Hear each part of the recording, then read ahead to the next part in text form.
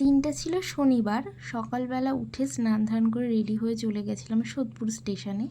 আর এখানে আমি একা না, সবাই মিলেই যাচ্ছি। তো এখানে আমরা আমাদের ট্রেনের অপেক্ষা করছিলাম। তো আমাদের ট্রেন চলে এসেছে, আমরা ট্রেনে উঠে যে যার মতো সিটে বসে পড়েছি। তারপর আমরা আমাদের গন্তব্যস্থলে চলে এসেছি। কোথায় যাচ্ছি এই যে দেখে নাও তোমরা, নৈহাটি জংশন। হ্যাঁ, তোমরা আশা করি বুঝতেই পেরেছো যে কোথায় যাচ্ছি। ঠিকই ধরেছো, আমরা যাচ্ছি বড়মার কাছে পুজো দিতে। আর এখানে অনেক ডালা পাওয়া যায়, কিন্তু আমরা এখান থেকে নিইনি, আমরা বাড়ি থেকে গুছিয়ে নিয়ে গেছিলাম। তারপর গিয়ে দেখি যে এত বড় লাইন, যে লাইনের কোনো শেষই নেই। তারপর এই যে চেনা দুটো মানুষের সাথে দেখা হয়ে গেল। আর সেদিন গরমও ভীষণ পড়েছিল, পাশে হাত পাখা বিক্রি হচ্ছিল, তো একটা পাখা নিয়ে নিলাম। আর লাইন দেখো তোমরা শুধু। আর এই যে আগেই বলেছিলাম ডালা আমরা বাড়ি থেকে গুছিয়ে নিয়ে গেছি, আমিও একটু ডালা নিয়ে লাইনে দাঁড়িয়েছিলাম।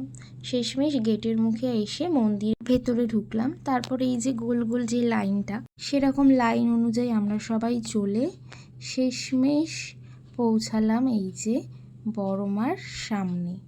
তো তোমাদের একটু ভালো করে দেখাই, এই যে জয় বড়মা, মাকে মন ভরে দেখে প্রণাম করে পুজো দিয়ে এইবার আমি ভিড় ঠেলে যাচ্ছি ঠাকুরমশাইয়ের কাছে মায়ের আশীর্বাদ আনতে।